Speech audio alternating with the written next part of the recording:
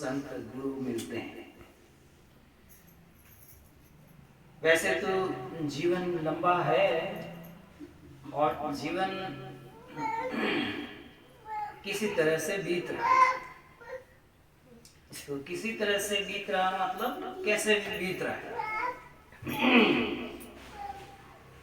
तो समय निकल रहा है, जीवन बीत रहा है। तो वह जीवन में समय सार्थक माना जाता है जिसमें कोई ज्ञानी सद्गुरु संत हमारे जीवन में मिलते हैं। दूसरा, जीवन सार्थक कब होता है? जब किसी संत गुरु महापुरुष की हमें सेवा मिल जाती है और अपने बोलता पुरुष जो देवी देवता है, कौन है जो देवी देवता? कौन है कि जो बोलता पुरुष, उसी में देवी देवता है। तो वह माता देवी है जो अपना कर्तव्य निर्वाह करती है। माताओं का कितना काम है, सुबह जल्दी उठना, नहाना धोना, सब परिवार का पालन पोषण करना, शाम को सोते तक काम करते हैं। तो देवी, जिसके अंदर देवीय गुण है, सेवा दे रही हैं, स्नेह दे रही हैं, प्रेम दे रही हैं, पालन कर रही हैं, उसे देवी गुण बोलते हैं। और जितने बोलता पुरुष है, जिनकी बुद्धि अच्छी है, ज्ञान में है, विवेक में है, वो धर्म ग्रंथ पढ़ते हैं, ध्यान भजन करते हैं, गुरु की शरण में गए हुए हैं, खाना पीना बिल्कुल शुद्ध रखते हैं, आचार विचार शुद्ध रखते हैं, मन से पवित्र हैं, लेन देन साफ है, किसी का पैसा किसी से लाए उधार तो समय में चुका दिया, किसी को मतलब दगा धोखा नहीं किया। तो वो मानवीय गुण, जिसके अंदर मनुष्यता के गुण हैं और उसकी कमाई सच्ची है और उसे वो कमाई से दान पुण्य कर रहा है, जो ज्ञान अर्जित करता वो लोगों में बांटता है, उसे दिव्य पुरुष कहा गया। क्या कहा गया? दिव्य पुरुष। अपना भी ख्याल रखता है, पूरे समाज का ख्याल रखता है, देश का ख्याल रखता है, उसको कहते हैं दिव्य पुरुष। जो दिव्य पुरुष है वही चेतन देव है। चेतन देव काया में बसे।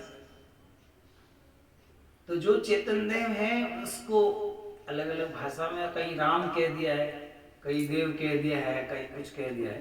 तो चेतन जो है वो देव है। तो यहाँ पे समझना है, कोई भी मंदिर बनाया है, वहां पर कोई पुजारी नहीं है, तो क्या उस मंदिर में हमारा मन लगेगा? हम किससे पूछेंगे? कौन खोलेगा उसको? कौन सेवा करेगा? तो मूर्ति लीजा मंदिर में रखी और बिना हुक्म तुम खोले। मीराबाई कहती है, घट घट में बसे भगवान मंदिर में क्या डोले। अर्थात जिसके अंदर दया दीनता भावना आ गई, जिसको ज्ञान हो गया, उसका तो अपना हृदय मंदिर हो गया, उसको कहीं डोलने की जरूरत नहीं है।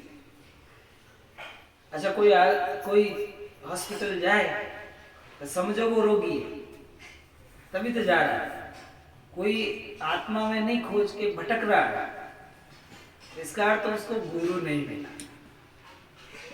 जिनको गुरु नहीं मिला तो उसको ढूंढने के लिए, सुख को ढूंढने के लिए, पूछने के लिए जाते हैं।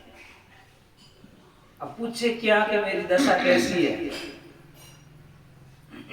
संसारी लोग देवी देवताओं के मंदिर में जाते हैं तो वहाँ क्या पूछते हैं कि हमारी दशा कैसी है, हमारे घर में दुख क्यों है, तकलीफ क्यों है। तो वो चीज उसे खुद को नहीं सूझती है क्या? सूझ सकती है, क्योंकि जिसको वो पूछ रहा है वो आगे भी तो आदमी ही बैठा है। वहां आगे कोई सोना चांदी थोड़ी बोल के कह रही है कि तेरे ऐसे सुख हो जाएगा। आगे भी कौन बैठा है? आदमी। और पूछने वाला भी कौन है? आदमी। तो आगे भी चेतन, ये भी चेतन। जब उसको पूछ रहा है तो उसका अर्थ ये हुआ कि मनुष्य जब अच्छी रहनी गहनी में, आचार विचार में, निश्चलता में जब चलता है, गुरु भक्ति में चलता है, तो जो पुजारी में जो सत्ता है वो हर मनुष्य में आ सकता है। वहां जो देवी देवता है वो हर मनुष्य के अंदर प्रकट हो सकते हैं। योग में क्या बताया कि आपके गुहा में गणेश विराजमान रहते हैं, आपकी लिंग स्थान में ब्रह्मा विराजमान रहते हैं, और नाभि में विष्णु जी का लोक होता है, हृदय में महादेव देवा होते हैं, कंठ में आदि शक्ति या सरस्वती दुर्गा जो भी बताते हैं वो, प्रकृति में दसवां द्वार में, यहाँ सब हंस बैठे हैं। तो दसवां द्वार में निरंजन बताया गया, सहस्त्रधार कमल में निरंजन देव है, आदि शक्ति दुर्गा भी है। तो जो ये शरीर बनाया है तो उसने बहुत समझ के बनाया कि मनुष्य को ज्ञान हो जाएगा तो सब अंदर में चक्र है, उस चक्र को खोल के पहचान लेगा, चक्र को खोल के चक्कर मेट देगा बार बार का घूमने का। तो इसलिए कहते हैं ये स्वादिष्ठान चक्कर है, ये आज्ञा चक्कर है, ये शस्त्रधाल चक्कर है। तो दुनिया का चक्कर छूट जाएगा, और फिर जन्म मरण का चक्कर छुड़ाने के लिए अलग अलग अंदर में ताकतें बताई, शक्तियां बताई, वो काम कर रही है। और पूरा शरीर में जो चेतन देव है, चेतन आत्मा है, उसको अगर सदगुरु के द्वारा पहचान लिया जाएगा तो उसका जन्म मरण मिट जाएगा और बार बार भटकना मिट जाएगा। पर भाग्य की बात है कि ऐसी संगति मिले। ध्रुव जी को मिली, प्रहलाद को मिली, मीरा को मिली, शिवरी को मिली, अच्छी संगति मिली, तो उनके हृदय में ही परमात्मा प्रकट होने लगे। उनके हृदय में ही सब देवी देवता मिलने लगे। हृदय भीतर आरसी और मुख देखा नहीं जाए, मुख तो तभी देखे जब दिल की दुविधा जाए। कबीर साहब फरमाते हैं कि आप रोज कांच देखते हो, आरसी मतलब कांच, तो आप कांच की तरफ जैसा मुंह करोगे वैसे ही दिखेगा। नाराज होके कांच की तरफ जाओगे तो आप नाराज दिखोगे, राजी होके जाओगे तो राजी दिखोगे। तो हृदय में भी एक कांच है, आपके हृदय में एक कांच है। जब गुरु मिलते हैं तो उसका अनुभव होता है। हृदय भीतर आरसी, हृदय के भीतर में कांच है, मुख देखा नहीं जाए, परंतु मनुष्य को अपना चेहरा वहां नहीं दिखाई देगा। क्यों? कि दिल की दुविधा जाए, दिल में दुविधा पड़ी है, कल्पना पड़ी है, जब तक वहां कुछ दिखने वाला नहीं। जब दुविधा मिटेगी गुरु के ज्ञान से और श्रुति नृति मन एकाग्र होगा तो अंदर में सारे देवता से बात हो जाएगी, दर्शन हो जाएगा।